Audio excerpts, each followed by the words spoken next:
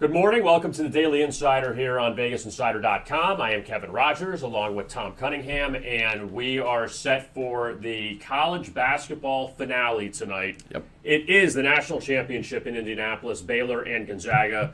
We've been waiting for this since the tournament began, pretty much, that these would be the two teams playing for the championship. UCLA almost screwed up those plans on Saturday night in that classic game. And we'll talk about those two games coming up in just a moment. Also, we'll get to some NBA and Major League Baseball the first weekend now in the books, transitioning to the second series of the season. So we have all that to get to. But first, though, Gonzaga-Baylor, the national championship tonight in Indiana. And let's look back at the two games from Saturday. And Baylor, Tom, just destroys Houston. Yeah. Look, Houston had played 4 double-digit seeds going in. And look, I don't know if it's just a class difference between them and Baylor. If Houston bulked up against the American and other, not so great competition in the tournament. Yeah. But Baylor, like when they're on, they are on and very dangerous. Well, I think Baylor stepped up tremendously on both sides of the court. Their defense had been particularly good throughout the tournament. It just cranked up another level against Houston. Outside of Marcus Sasser, nobody for the Cougars was really hitting any shots. Marcus Sasser, I believe, at one point he had 17 of the 19 points Houston had, or he had 15 of their 17. And so really it was just a lockdown performance by Baylor's defense. And then on top of that, Baylor's offense. This offense that averages 83 points a game, we haven't really seen much of it in the tournament, finally exploded for the first time of the tournament, and you saw what happened. You had alluded to earlier, Kevin, that Gonzaga and Baylor we all thought would be in the national championship. These have been the two best teams in college basketball for 2 years now, and so I think it's justice that even though UCLA was it was a heartbreaker for them and Mick Cronin and the Bruins, I think the entire country is satisfied with Gonzaga moving on, although UCLA, it was a sap story, rooting for them, going for the Cinderella story is easy, but it does feel that these two teams, Gonzaga and Baylor, were destined to meet each other, and I think everybody is very happy that Gonzaga was able to escape in overtime. That game was insane. Yeah, and I know that a lot of people want the upsets. And UCLA, look, let's not put UCLA on the level of Oral Roberts, all right? They're still legendary program. The seeding was low, but they're still excellent. And yet, look, they hung with Gonzaga. They beat Alabama. They beat Michigan. They're beating big dogs. They did that during this tournament, and they hung with a really good Gonzaga team for a while. Yeah. And look, unfortunate way to lose in the Jalen Suggs three-pointer at the buzzer. Obviously it's a heartbreaker. But, again, this is what I think everyone wants to see because nobody really wanted – they wanted, in theory, UCLA to beat Gonzaga, but they don't want UCLA playing for the national championship, if you know what I mean. Right. So now let's move ahead to tonight with Gonzaga and Baylor. And you see what Gonzaga has done – as far as they have not been a bad team covering the spread. They didn't cover against UCLA, but they blew out Creighton, and they they pulled away from Oklahoma. USC. And USC they destroyed, Yeah. who we thought could have been the best team in the Pac-12. But now Gonzaga, short favorite against Baylor. You don't get Baylor as a dog that often. Yeah, actually Baylor they're 0-0. As an underdog because they have not been the underdog this year. So there's really no trends to go off Baylor as the underdog. However, Gonzaga, they have covered the spread in 4 of 5 games when the spread is single digits. The only time Gonzaga did not cover the spread when the spread was single digits was against West Virginia earlier this year, Kevin. They escaped, I believe it was by 3 points, and the spread was 8.5 favoring the Bulldogs. They did not cover that game. But keep in mind, that game, Jalen Suggs was hurt. He actually came out of that game. So it's difficult here because you have Baylor who have covered in 4 straight. They didn't cover Hartford in round 1, but that was a 25.5-point favorite. Then they cover 4 in a row, looking very good entering this game. Baylor has covered 19 games this season out of 29. But Gonzaga, they do well. And you mentioned Gonzaga. They don't, they're okay covering the spread this year. I believe their ATS record is 16, 13, and 2, which is essentially split. But keep in mind, most of those spreads that Gonzaga fails to cover are like 25-point spreads or higher. You're looking at 39. I saw a few 40s in there. So it is a bit deceiving in that regard, and we'll get to it in a minute, which is, though, why I like the point total market just a little bit better than the spreads, because, quite frankly, both teams have made a great case for covering the spread in this game. So I think it's a little bit more difficult for the spread market than it is the point total market when you're betting. And you mentioned that West Virginia game you see here on the screen. They won by 5, so you're close. Okay, yeah. But look at the next game. December 5th, they would have faced Baylor, and there was a COVID hit there. So Gonzaga would have played Baylor back in December, and obviously it didn't happen. So I think people are fine now, waiting a few months to see what would have happened in that game, potentially now playing for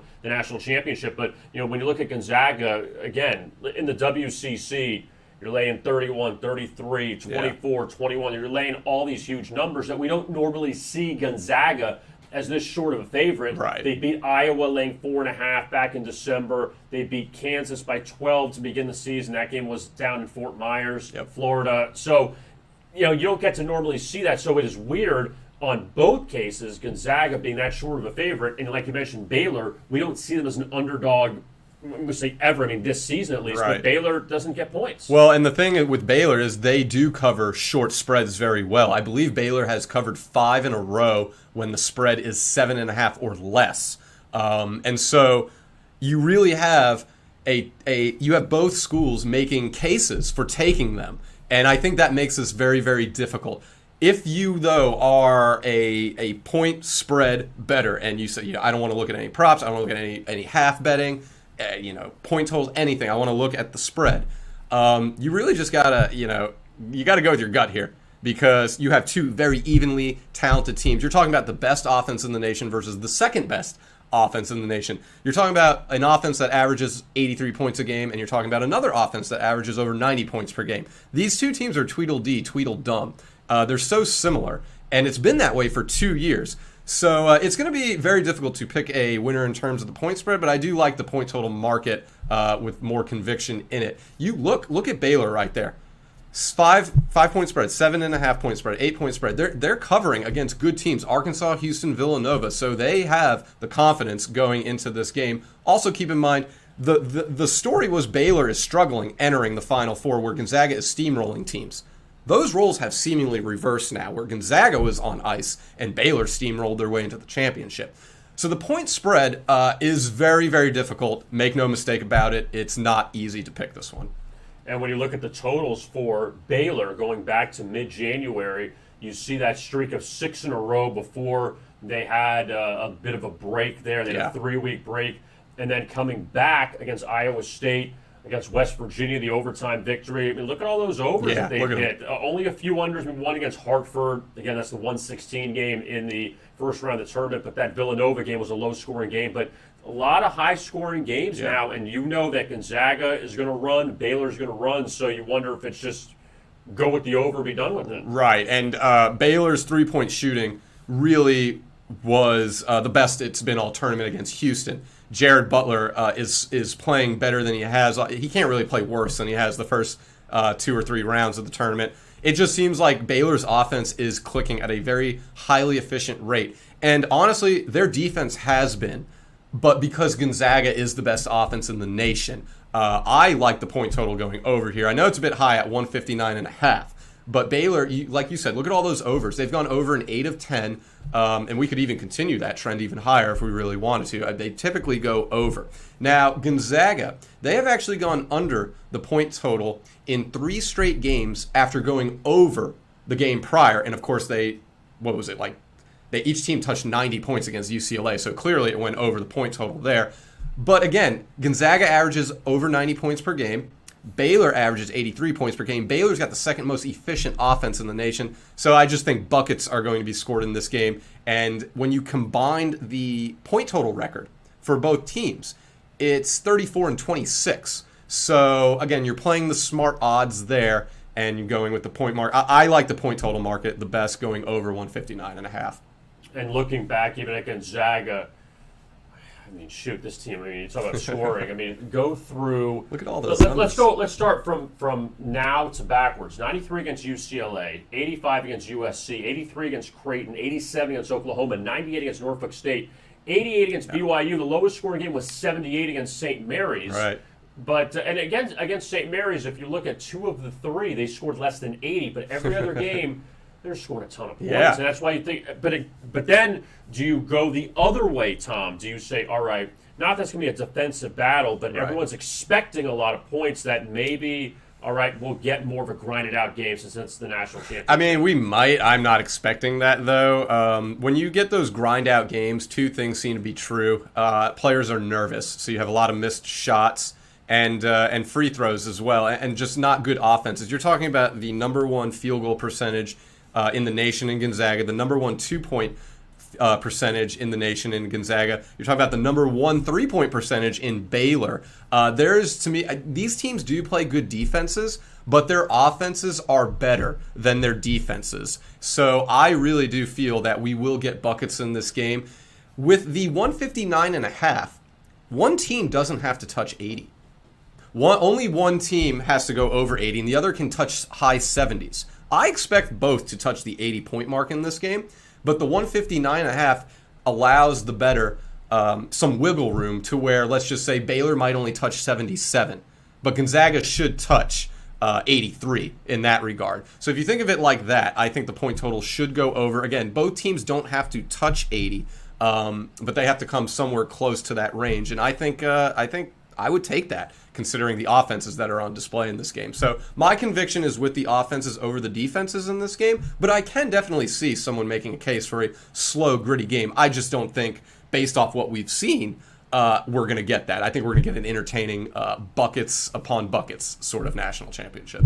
And we'll see how it goes tonight with Gonzaga laying 4.5, total of 159.5. It's a lot of points. Yeah, it definitely. I mean, 160. You're asking for these teams to each hit 80. Yeah, and of course they can do it, but it's about, are they going to do it now in tonight's situation? So we have the college basketball national championship tonight. We'll have a team crowned and a first championship for either Gonzaga or Baylor, and for Scott Drew and for Mark Few, that someone's going to win their first title. So let's look now at the NBA, and usually you don't have any NBA on the date of the national championship, but because of COVID and because we had to redo the schedule and fit these games in, there's games today. But let's look back at yesterday quickly inside of the NBA, and the Nets end up losing to the Bulls without James Harden, and he's a question mark tonight when the Nets face the Knicks, but the Bulls, they come back from their long road trip in which they struggled. They beat Brooklyn at home. Also, the Lakers still beat up, and they knock off the Clippers knock off the Lakers 104-86. So the Clippers, who had lost to the Nuggets and the Magic at home, now they had a nice rebound there yesterday, and a couple early unders hit. Charlotte, without Gordon Hayward, obviously a different team. Boston needed that one, so Boston has won a few in a row. They blow out Charlotte. Memphis ends up beating Philadelphia. That's a good win there for the Grizzlies. Put up 49 in the third. The Warriors continue to struggle. Yeah. Steph Curry was back. I mean, at least they didn't lose by 50 this time, but they hung with the Hawks, and they end up losing that game by 6. New Orleans without Zion, without Brandon Ingram. They beat the Rockets on the road. And Denver, look at that. Yeah. They were down 18 at the half, and they had to come back to beat Orlando by 10. So what stuck out from you or for you from the NBA last night? Well, before that Orlando-Denver game, I believe the Magic entered that game covering the spread in 5 straight. 5-1 because they lost to Utah. So 5 in their last 6. Yeah. They are covering pretty well, the Magic. Now, I don't know if that is attributed to the high coverage, the high point spreads that have been given to them or not. But, keep your eye on the Magic. They have been covering pretty well lately. And then I think the role reversals are starting for the season between Charlotte and Boston, where you had Charlotte. I believe they're probably down now to the 5 or 6 seed in the East. They were at number 4 at one point, but now the injuries are starting to catch up. Boston made that trade that I think a lot of people left their head scratching with Evan Fournier, but it's starting to pay off a little bit. They've won a few in a row now, as you mentioned. They scored 40 points in the third quarter. That's great. I mean, you look at those 2 quarters there, the second and third quarter, 73 points. I do think that we might start to see Boston catch fire here, and a couple of those other Eastern Conference teams that have losing records, but we know how good they actually are. So start to look at the Eastern Conference a little bit, maybe into the futures market, and start taking advantage of some of these teams that you know are good enough, starting to catch a little bit of momentum. I think Boston is at the top of the list. And it's funny, look at that third quarter versus the fourth quarter. 67 points in the third and 34 in the fourth. So you fall short of of the under there, but it stayed pretty much underneath the pace. Yeah. So let's look now at tonight's action in the NBA. Detroit, a very rare road favorite at Oklahoma City, but the Thunder, they've been poor of late. This one's interesting. Washington is facing Toronto in Tampa, and the Raptors, off that win over the Warriors, they beat the Nuggets a little while ago, playing a little bit better. Washington has kind of struggled. Yeah. Bradley Beal's hurt. Right. It kind of correlates there. But that one's an interesting line. And now Toronto's favored, and they've not been a good favorite this season. Knicks and Nets, really good game there in Brooklyn. James Harden status up in the air. Kyrie Irving should play today. Durant's still out. But the Knicks, with them too, Tom, which I find interesting, a lot of these games against the Nets, the Sixers, I feel like they can't close. They're hanging around in these games, but just can't close. And the Knicks right now at 500, and look, they're right in the playoff mix inside of the Eastern Conference. But they lost 3 in a row. They beat Detroit, which really doesn't say much. But this Minnesota game too, like that one you can't lose. Right. And the Heat, they were up in the third quarter. The Knicks have just had a big problem closing out a lot of these games. Well, they're young, too. I mean, this is a team that's exceeding expectations. They're still learning. I mean, their best player is probably Julius Randle, who's been in the league 6 years, maybe? Never really as a leader. First time he's a star. Right. Really the first time he's been the guy that everyone else in the locker room looks to for leadership. And so, he may have done that in college, but definitely not at the professional level. So this is a team that's learning on the fly.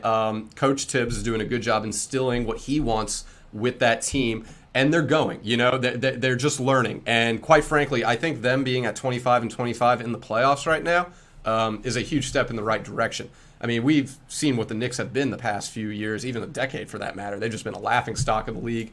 This, although they are struggling, is an improvement for the Knicks compared to where they have been. In terms of the Nets, though, they now go on the road against a good team. We don't know the starting lineup situation with the Nets yet, but we do have some trends. The Nets, they have won 7 straight home games.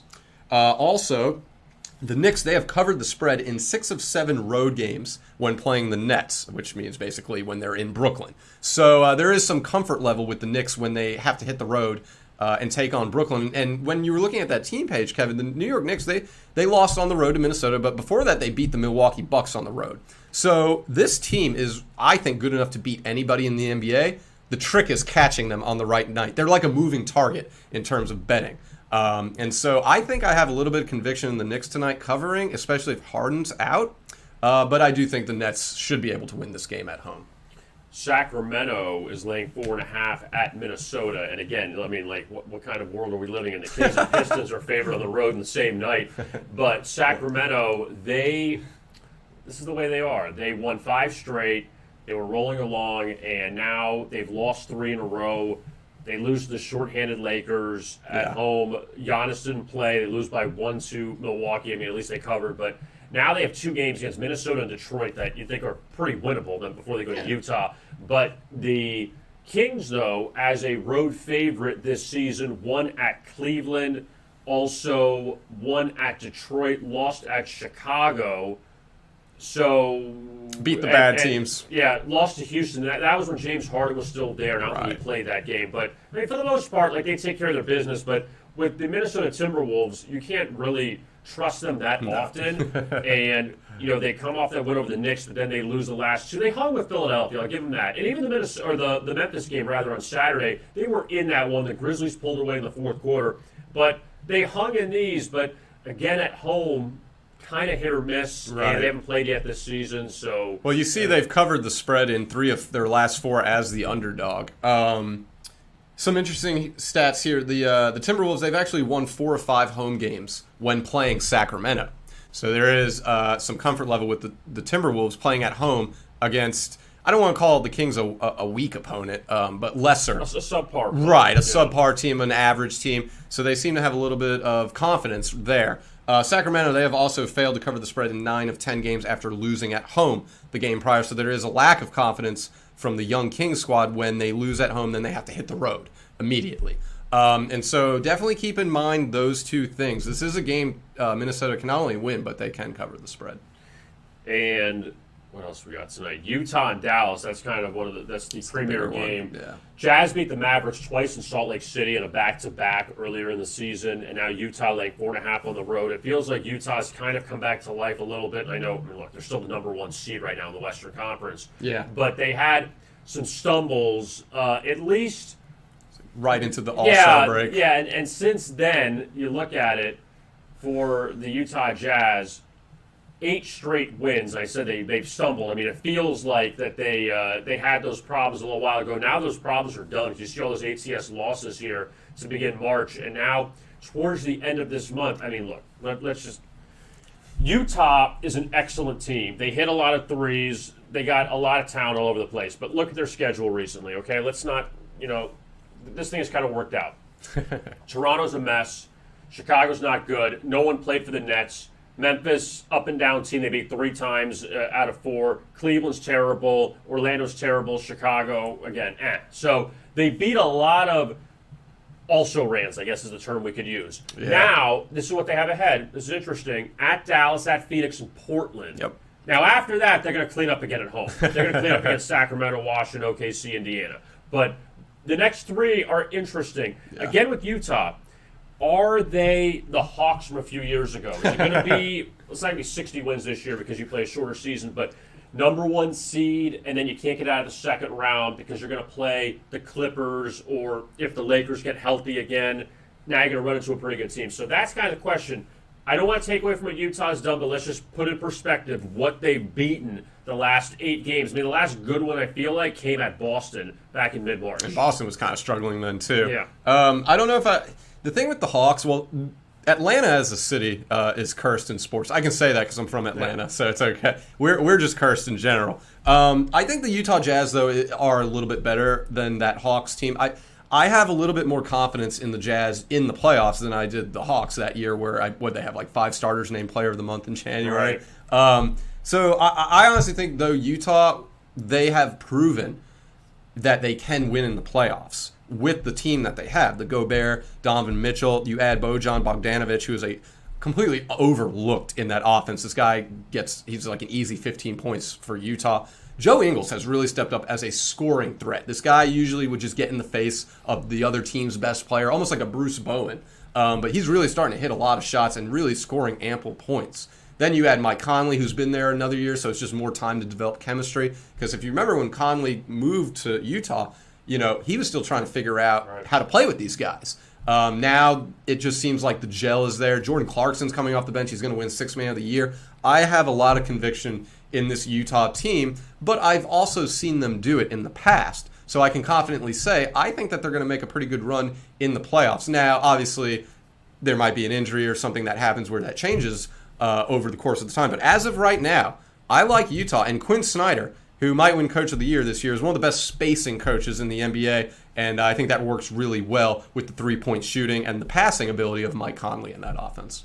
Taking a quick look at Dallas, though, they struggled a lot to cover numbers at home, but when you look at what they've done recently, look at all the games they've played. Covered 4 in a row. Yeah, and they had a really good road trip there. Luke is healthy because he missed a few games here and there. But now they'll be, I can't say they'll be back at home for a while because they got to go on the road to play Houston. Yeah. But this is still not going to be easy coming up for the Mavericks. With Utah, they'll beat Houston. But Milwaukee, Philly at home, San Antonio, that's still a big game just because the Mavericks are trying to space themselves away from the Spurs. And I had talked about a week and a half ago or 2 weeks ago to jump on Dallas. Now it's probably way too high. Jump on Dallas to win the Southwest because they're playing well. The Spurs are not. And for the Mavericks, they're starting to kind of build up their resume after having a bit of a slow start. Yeah, this game is going to be interesting, though, because Utah has won 4 of its last 5 against Dallas. Utah has covered the spread in 3 of its last 4 against Dallas. And the favorite has covered the spread in 2 straight games played between Utah and Dallas. So there's a lot of signs pointing to Utah. As you mentioned, Dallas is weird at home. They don't play well at home for some reason. I don't know what it is, but that's what the trends say. That's what the page we're looking at says, that Dallas at home, not always a lock. And so I think it's something to be mindful of. But you have 2 teams with really good momentum right now in this game. where you have Dallas, they covered 4 in a row, and I think Utah's won 9 in a row straight up. So this is going to be an interesting game. I think the point total might go under here, though. One trend I'm looking at that has a little bit more conviction, at least for me personally, is that Dallas, they have gone under the point total in 7 straight home games. So I don't know if there's a correlation with Dallas at home struggling and that they go under the point total a lot, but there is something to be said with the Mavericks playing in American Airlines Center. And also, too, when you look back at it, first in February, they had a big overrun at home, and now that's gone backwards, like you mentioned. But highlight up there the 2 matchups against Utah back in late January, and losing by 12, losing by 19, and that was when they had some problems there. So it's a different Dallas team right now. So you only take that, And then you got Houston, Denver, Phoenix. Phoenix, you failed to cover the spread in all those right there, right around that Utah. Right. Yeah. So now things have kind of changed for Dallas. 6 games above 500. So elsewhere in Texas, 2 other games tonight, not as important. Cleveland at San Antonio. Yeah. Spurs laying 9, and they've struggled a bit at home recently, losing some tough overtime games to Indiana and Atlanta. Phoenix laying 2 touchdowns at Houston tonight, and the Suns, who, again, they're trying to catch the Jazz for the top seed in the Western Conference. I mean, who would have thought that, you say at this point, it's the Jazz and the Suns and not the Lakers and Clippers in the top 2 spots. But Houston, obviously, with all their offensive problems, they hung with New Orleans last night, but we know the Rockets really don't have a lot of offensive firepower. So Phoenix laying 14 in that one against Houston. Take a look at Major League Baseball. From, we're not going to look at everything from the weekend, but at least we'll review Sunday, and then we'll look ahead to tonight. Yeah. And just hit on some of the bullet points. Atlanta swept by Philadelphia. Yeah. And the Phillies now 3-0 in the season. The Braves, who, it's funny now, they were 3-1 in the Dodgers. They lost all 3. They've lost 6 straight games dating back to last season. The Braves, Atlanta, man, I'm telling you. and they have their opener against Washington postponed today due to the Nationals' COVID issues. They hope to play tomorrow, so Atlanta can't catch a break. They can't even get back on the field to play today. But the Braves, the problem with them is they had a good pitching performance from Ian Anderson yesterday, but their offense, these bats, they can't do anything. Yeah, it's early, but Acuna's struggling. That's for sure. Yeah, I mean, Atlanta, the Braves, they have no luck. They even have an infield fly rule called when the ball's in the outfield. So that's just kind of where they have the luck they get. Not good juju for the Braves. But I think that the fight between St. Louis and Cincinnati, obviously it's not from a betting perspective. Right. That was the top news of the day, or of the weekend, I would say. But what that did for me, I know you can't bet on will there be a fight or not. But what that did for me was it opened my eyes for the Cincinnati Reds. I think they're legit. I think they're here to stay for this season, and I think Nick Castellanos is going to be a big part of the success Cincinnati might see this year. What I saw from the Reds and from Castellanos specifically was something I haven't seen from Cincinnati in a while. I've seen confidence, a ton of conviction in themselves, and a chip on their shoulder. I really think the Reds might be a sleeper team in the NL Central this year. Now, Luis Castillo is going to have to pitch out of his mind every single time he takes the mound. But from the bats, I like the attitude. I love the swagger of this team. And honestly, that fight between the Cardinals and the Reds this weekend, that woke me up in terms of realizing Cincinnati might actually be for real this year and here to stay for the long haul. The Cardinals scored, I think it was 11 runs in the first 4 innings in the opener, and they've scored 5 runs since, or 7 runs in the last 23 innings against the Reds. So the Cardinals' offense really blew up. They got Nolan Arenado. Now they have bats. They have Paul Goldschmidt. There's a lot of bats in that lineup, but they went a little cold. The pitching wasn't very good. And like you mentioned, that game on Saturday with that brawl, in case you missed it, I mean, you can find it online. Anywhere. Nick Castellanos got hit. That didn't start the brawl. There was a wild pitch. Mike Moustakas came in and scored, and he, I forgot who the pitcher was for the Cardinals, but Mike Moustakas got on top of it, was like, and did all this, and then the whole thing broke out. Of course, Yadi Molina. We could be 100 years from now. Yadi Molina will still be involved. It's going to have Cardinals-Reds fight. It's not Brandon Phillips. It's Mike Moustakas, and it just... I feel like he's always in the middle of that. I mean, he's the catcher. That's why he's there. He doesn't run from the Yachty's a beast. But the bigger point, Cincinnati, though, a team that's been trying to get over the hump in the National League Central Division, where there are 4 teams, because the Pirates we can't count now, because they're totally in rebuild mode. Yeah. The Cubs are going a little backwards. Milwaukee is kind of lingering. That 81-win team. Kane is back for Milwaukee, right. too. And you have Christian Yelich, but the pitching, you're still kind of wondering if it comes around. But the Reds are that team. If they're going to make that move, and they got to do it against the Cardinals. Yep. And I don't know, that NL Central is very interesting because you can make cases for all these teams. Yeah. But the Reds, though, it was good to see them bounce back after having a horrendous first inning to start the season and then winning 2 of 3. And the thing with the Reds is they've been knocking on the door for a few years now. And for the past 2 or 3 years, the Reds go into a season with a ton of confidence in their team, and then by month 1 or by the end of the first month or the second month, it's the same thing with the Reds. Well, it's our pitching. It's just not consistent enough. So it's going to come down to the pitching staff for the Reds. The bats are there. You have your ace on the mound, and I love Brian Price, but you had to get rid of him. Now you've got a manager. You have some conviction in the person who is leading the ship now for Cincinnati. I think that the Reds are a team you need to watch this year, and just keep your eye on their odds to win the division this year, or even make a playoff prop push. This is a team that is really just 1 or 2 arms away from being a legit playoff contender. I think the one name that has to step up, though, is in the bullpen, and that's Amir Garrett, because he is the transitional pitcher for them from the starters to the closer. And if he continues to struggle, he's good for about an inning, but he has to go maybe 2.5 innings consistently for Cincinnati to, I think, get over 90 wins this year, which they would have to do to get into the playoffs. Because, like you said, this division is very competitive. I do expect this to be a rat race to the very end, but I do believe Cincinnati, from what I've seen, they have the confidence in themselves and they have the swagger, but most importantly, they have the bats to make a good push. It's just going to come down to the staff after Luis Castillo. The Cubs end up beating the Pirates, so Pittsburgh won the opener. Cubs won the final 2. Cubs get the Brewers coming up for a 3-game set. Yeah, that'll be fun. At Wrigley Field. That should be a lot of fun starting tonight. Dodgers lost the opener to the Rockies, but then they end up winning the final 3, so they come back to life a little bit. I mean, LA, we know they're going to probably win about 100 games. Yeah. But their main competition in the NL West, the San Diego Padres, they won the first 3 against Arizona. It's a couple wild games. But then the Diamondbacks got really good pitching yesterday, and they win 3-1 as a heavy dog, because we're going to see San Diego as a big favorite. Yeah. A lot of these games, you got to pick your spots trying to fade them. Yeah, and Widener, I believe that was his MLB debut, too, you're going up against Chris Paddock. Now, I know Blake Snell and Yu Darvish are kind of the household names of that pitching staff, but Chris Paddock, he might throw harder than anyone on that San Diego pitching staff. He's one of the better arms in that rotation. So good for Widener.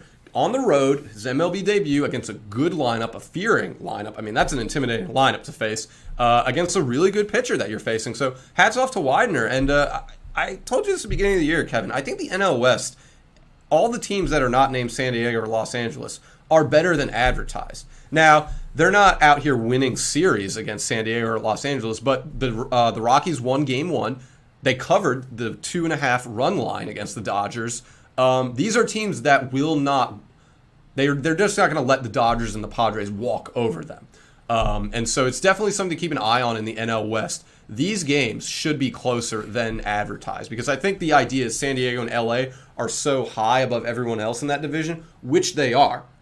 But Arizona, San Francisco, and Colorado, especially in their home ballparks, play with a ton of confidence, and they can keep games close. So that's something to be mindful of as the season progresses. Well, and also with the Giants, Buster Posey's back this season. Yeah, they're good. And they were right at the doorstep of the playoffs. I know it was expanded playoffs last year, but they had lost 2 of 3 of the Mariners. They didn't play on Sunday. They played the first 3 days.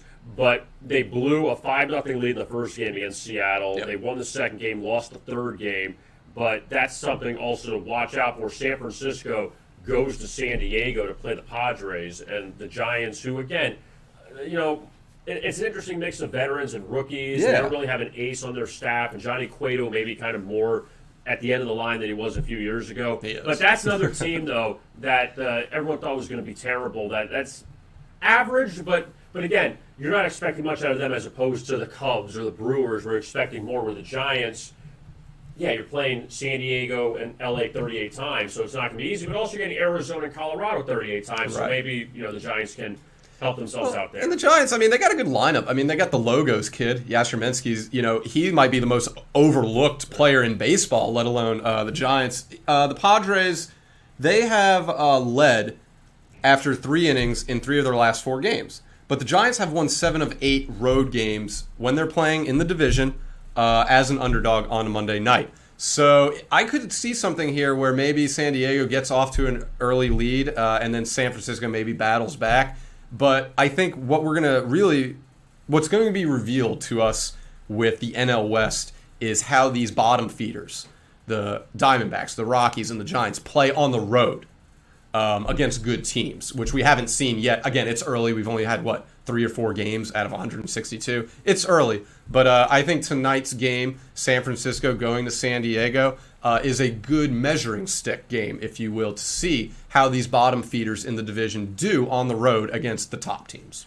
In the American League, in the AL East, the Blue Jays took 2 of 3 from the Yankees. You got to give them credit. They're good. And the Yankees, again, they're going to be heavily favored pretty much whenever they're at home. But Toronto, though, they take 2 of 3. They're a good young team. Yeah. The Boston Red Sox are now 0-3. Yeah. They get swept by the Orioles, and they were huge favorites in all 3 of those games. And you say, my God, they're down 10-0 in the third to the Orioles. And we know Baltimore's an improved team. Right. But man, the Red Sox, come on. Losing all 3 of those to the Orioles is unacceptable. I guess. Baltimore, one thing that Baltimore does have now is Trey Mancini, which they did not have the luxury of last year. So it's good to see him back out. Just a feel-good story that Trey Mancini is able to play again. But the Boston Red Sox are in trouble this year. They might be worse than we originally thought entering the year. And the pitching, I think, is where it starts with Boston. Devers and J.D. Martinez, their lineup is pretty good. Bogarts. But the pitching is horrendous. You're for sale. If you don't have him, you exactly, and I think that's what it all comes down to. Would you say 10 runs to Baltimore in the first couple innings? Yeah. There you go, right there. 3 in the first, 7 in the third. It's the pitching for Boston that needs to improve. They might end up being the worst team in the AL East by the end of the season. I wouldn't be surprised by that. Moving down, Cleveland, they finally win a game as they beat Detroit yesterday, and the Tigers have scored a lot of early runs in these games, but Cleveland kind of busted out towards the end. The Rangers finally get one. The Rangers actually didn't play that bad against the Royals. They just couldn't hold these big leads. They were 5-0 in the first on opening day. Then the Royals scored 5 in the bottom of the first, so you had the over right out of the gate. But they lost that first game, I think 14-10. They lost the second game after building a 4-0 lead, but then they get a 6-0 lead yesterday. They hold on. They win 7-3. And Jordan Lyles, who pitched well a few years ago in Milwaukee, took a step back in Texas last year, but he actually pitched well in that game for the Rangers. The Astros pull off a 4-game sweep of the Oakland A's. Yeah. Everyone who is jumping off the Houston Astros bandwagon after everything, the cheating scandal, this was a team that was 1 win away from the World Series last year. No Justin Verlander. Obviously, Garrett Cole is gone to New York. Zach Greinke's the only household name on that team. And, the likes of Jose Urquidy, he's getting the ball in these big spots. But Oakland, their pitching was terrible this weekend, but you got to give the Astros a lot of credit for going out to Oakland, pulling off a 4-game sweep in dominating fashion. Yeah, and what that did was it set an early trend for Houston where they've won 4 games as an underdog. And a few years ago, you'd say Houston as an underdog. What? That's unheard of. But they are, and they are underdogs again tonight against the Angels. So I would keep riding the Houston Astros train until the wheels fall off. Are people forgetting just how good this team is? Now, I know you went through everything in terms of who they're missing, but they've still got a lot of good core pieces on that team, and Kyle Tucker has something to prove that he is as good of an outfielder as George Springer, at least with the bat. And so I think that Houston is as dangerous as they have been. I understand why people were jumping off the bandwagon, but the players are still there for the most part. They've lost a few pieces, but for the most part, the core is still intact, and Dusty Baker is a hell of a manager. So I'm not ready to write off the Houston Astros. I think their first 4 games against who a lot of people were predicting to be the divisional champions, Oakland, just added more conviction to me that Houston isn't going anywhere anytime soon. They will be around in the long haul. So with that said, look at the futures market, see what the Astros have, because anything with plus value for the caliber of talent that team possesses should be heavily considered. And also in that division of the LA Angels, who, look, they came back a few times against the White Sox. Shohei Ohtani, you got a guy that could pitch. He hits a home run in the first inning of that game. They get a walk-off homer in the 9th inning and Chicago, who was expected to do big things. Again, it's early. I know we got to keep saying that, but for them to go 1-3, though, Houston went into Oakland, won all four, and the White Sox stumbled a little bit. And they have, the White Sox have Lucas Giolito, they have Lance Lynn, they have Dallas Keuchel. I mean, they got arms in there. I mean, to lose 3 or 4. Really wasn't very good. But now the White Sox, they go to Seattle for a couple games, and you can't really fall in a hole if you're the White Sox. Yeah, and we talked about this entering the season. The White Sox on paper should be fine, but they haven't been there before. This is all just potential and hypothetical with the White Sox. They should be this good. They should be here. They should be doing these things. But we have to see it. They have to prove that they can do it before we can go all in on them. And the thing with the Angels, going to the other team of this on this coin real quick, is that they're injury riddled all the time. And Shohei Ohtani got hurt again with Jose Abreu sliding into home plate last night. So with these two teams, on paper, they should always be in contention to make a push in the playoffs. But the common denominator between the White Sox and the Angels is they just haven't done it. For different reasons. The White Sox, they're young, they haven't been good, they're still growing. And the Angels just get injury riddled. Mike Trout gets hurt recently a lot. Shohei Ohtani is always getting hurt as well. Albert Pujols is another year older. So really it might come down to Anthony Rendon. If he can try to keep this glue and this lineup together while all these players are going in and out of the lineup, the Angels might be all right. But it does come down to injuries for Los Angeles. And for Chicago, it comes down to just doing it. We have to see it to believe it. Let's take a quick look at tonight's action inside of Major League Baseball, all-new series now. Yeah. And the Cardinals going to Miami to take on the Marlins, and both teams at 1-2. Cincinnati favored at home against Pittsburgh, and again, the Pirates. I mean, you're not going to see the Pirates as this short of a dog normally on the road. So, I mean, I don't know if you want to take a shot there with the Reds. And how about this? The New York Mets. We get to meet the Mets tonight for the first time this season. Welcome to the season, Jacob deGrom. So deGrom's laying 200 on the road at Philadelphia. The Phillies are 3-0. Matt Moore, journeyman lefty, former Giant, former Ranger, former Ray, now faces the Mets. And that's where I kind of wonder with New York, since they've not played a game yet. They had the Washington series postponed due to COVID with the Nationals. That, again, deGrom's one of the best in baseball on the mound, but laying 200 against a Phillies team playing with confidence right now. Yeah, Philly, like you just said, they're playing with confidence. They have more momentum than New York, who is just waking up to start the season. One interesting trend here that kind of supports what you were saying, Kevin, watch out for Philly today, is that the New York Mets, they've seen the underdog win 8 of 9. Now, again, this is their season debut, so some of those trends go back to last year, but outside Francisco Lindor, this is pretty much the same New York Mets team, minus Steven Matz as well, but that wouldn't even matter in this game. So I do think that the Phillies at plus 180 is absolutely worth a look here. The fact that they just swept the king of the division, which is the Atlanta Braves, all the confidence in the world with the Phillies. New York, again, waking up to start the season, and the fact that they've seen the underdog win 8 of 9. So I think the Phillies are a fine bet in this game tonight.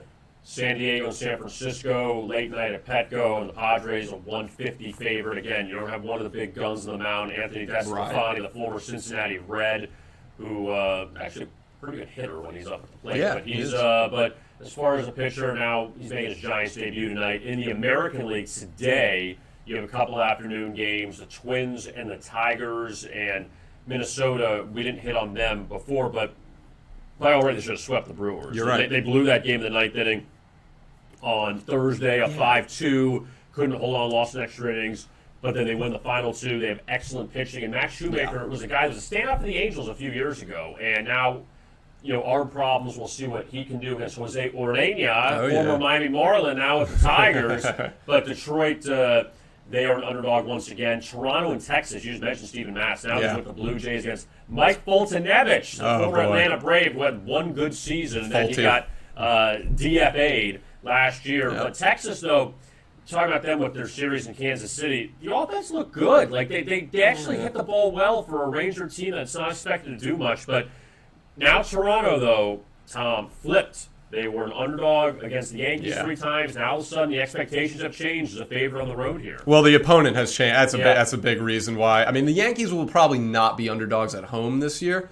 But Toronto, I think should be fine in this game. I don't think it really matters if they're going to be favored or underdogs on the road here. I think what Toronto proved against the Yankees is that they can compete with anyone on the road. Now, I know it's a little bit easier to hit the ball in Yankee Stadium than it is other ballparks, but you still got to hit the ball. You still got to win the game. So I do think Toronto is they've passed the early season test so far. Now you go on the road against a team you should beat.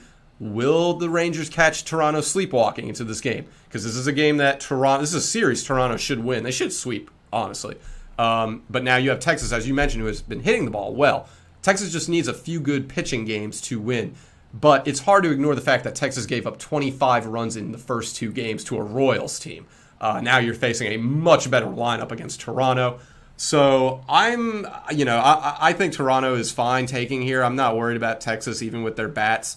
Because if you're giving up 25 runs in 2 games, it doesn't matter what you can do at the plate. Your pitching staff is not going to keep you in any game. So I'll take Toronto. But if you fancy the Rangers for any reason today, the Rangers, they have led after 3 innings in 3 straight games as the underdog, so they jump out early before blowing games. And Toronto, they have lost 6 straight games when facing the AL West as a favorite, coming off a win. So like just mentioned to, Toronto might be a little overconfident coming into this game.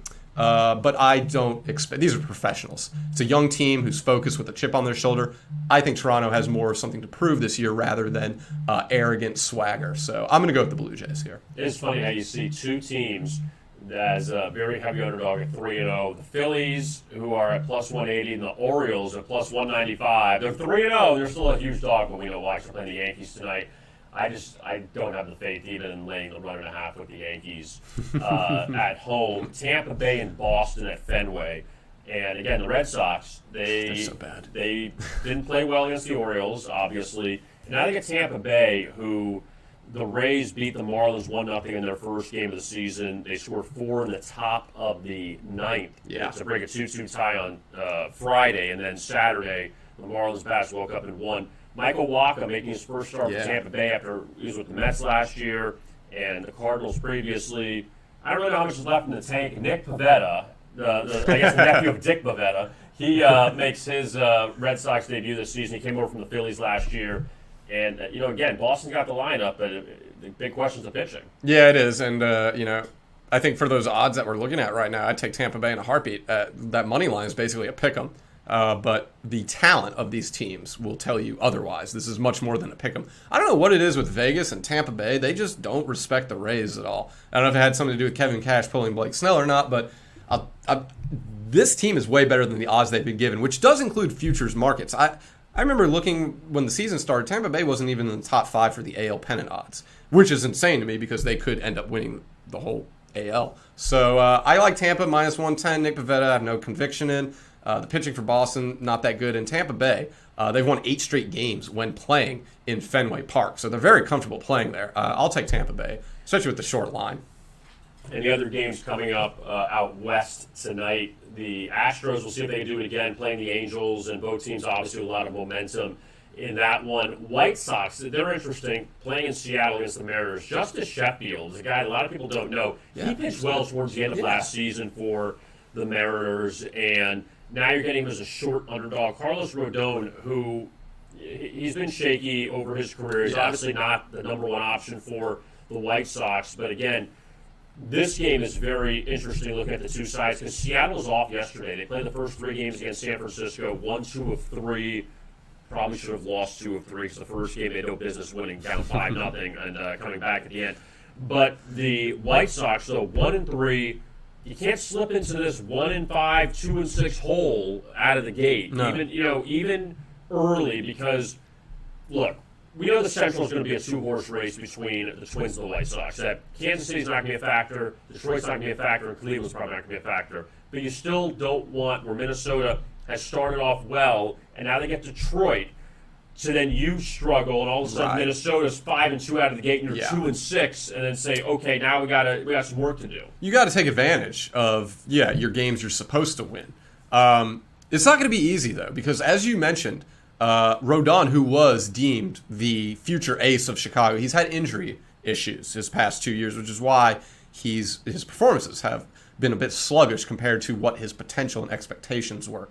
You mentioned Justice Sheffield, how well he pitched at the end of the year. Now you look at a trend here that says, well, Seattle has seen the underdog win 4 straight home games, and they are the underdog, and they are good enough to win. The Seattle Bats might be the best kept secret in MLB. They can slug. And so I do think that Seattle might be worth a look here to, if at least not cover the run line. I think they could win this game straight up. But it's interesting. The pitching matchup in this game between the White Sox and the Mariners is basically let's see what our future with these two guys could be. Chicago is probably going to be looking at this game for Rodon as, okay, let's see, as a measuring stick game. Where is he right now? This guy's dealt with injuries. We know what he can be. He's regressed a little bit. This is a good game, on the road against Seattle, who Chicago should beat on paper. They should win this game, but it's a good measuring stick game for both pitchers here, and I do think Seattle has a very good chance to come out on top. And the final game to look at for the night, Dodgers and A's, and we know how potent LA's lineup is and their rotation and everything. But the Oakland A's are 0-4, and they did not look good against Houston this past weekend. Now you're getting them as a nice underdog. Frankie Montez on the mound, and he's someone who is an up-and-down kind of guy. He was suspended for a little bit. It was 2 years ago, I think, or last year. I mean, with the pandemic, we've lost track of time. But he's a pretty quality pitcher. Yeah, and I faced Dustin May. The only issue with Dustin May I have is that he doesn't go really deep in the game. Right. He's a guy that may go 4 or 5 innings. You're going to the bullpen. He's not a Kershaw. He's not a Trevor Bauer. He's not these guys that are Walker Buehler's going to go 7, 8 innings, like that. And that's what concerns me. And also Oakland, after being embarrassed this past weekend, now you're facing the big bad World Series champion Dodgers that are getting some value with Oakland as an underdog here. To try to beat LA for the first win of the season. Yeah, I actually think that Oakland might be a good pick here because they are due for a win. They're better than 0-4, so they should get at minimum 1 game against the Dodgers in this series, and it could be this one. As you mentioned, Dustin May doesn't typically go far in games, so I think if the Dodgers have to go to the bullpen by inning 5 or 6, Oakland might open it up in the 7th or 8th inning, as they are very accustomed to doing. Oakland is a lineup that really thrives in the 7th and 8th inning of games. Dodgers have lost 4 straight road games when favored on a Monday. So there are some signs here for Oakland possibly taking this game. They're 0-4, so they're due for a win. There's something about being on the road for the Dodgers when they're favored in the first game of the series. Maybe they come in a little overconfident. Who knows? But that is the trend. So it's something worth watching at plus 140. Oakland at home due for a win. And I do think, Kevin, I don't know if you agree with me here, but they have the pitching matchup here. I like Dustin May. He's great potential. But in terms of just the body of work through a career, I have much more conviction in Frankie Montas than I do Dustin May if I had to pick one of the two on the mound for this game. Yeah, the A's trying to bust through, get that first win of the season, and obviously that Atlanta-Washington stay at the bottom. They were postponed due to the COVID issues with the Nationals. Hopefully they play tomorrow. We'll see. The Nationals are falling into a big hole already. That's making a lot of games. A lot of 7-inning games coming up for the Nationals pretty soon. And don't forget our buy picks for the National Championship tonight. I mean, you can buy picks for NBA, Major League Baseball, and hockey, of course. But for college basketball, the finale of the season, and you can find winners tonight in college basketball, $29.95 per handicapper. I mean, obviously only one game. Some handicappers, they have 2 plays because you have to decide the total. Right. But also the guaranteed plays, $39.95. Pay after it wins. If it loses, you don't pay. So check that out for college basketball. Greg Smith, he'll finish as the money leader in college basketball. He put together a really good season. So you can check it out. Bill Marzano also on a nice run here. And you can find their picks at VegasInsider.com. And after tonight, college basketball will be done until Tom's, we're going to put him to sleep for the next few months. Yeah, and wake him up. Just on to the next one. Oscars are next, and Masters. Good. We got the Masters coming up this week, starting Thursday in Augusta. Yeah. So we got a lot to talk about with that coming up. NASCAR's back this week as well. They'll be in Martinsville Saturday night. So they had Easter off, and they're back Saturday night under the lights. UFC will be back, too. Yep, so we got everything. So don't worry if college basketball's gone, because we have plenty more to talk about. So for Thom Cunningham, I am Kevin Rogers, and we appreciate you watching as always. We'll be back with you tomorrow at 11 a.m. for the Daily Insider. And remember, best of luck with your bets.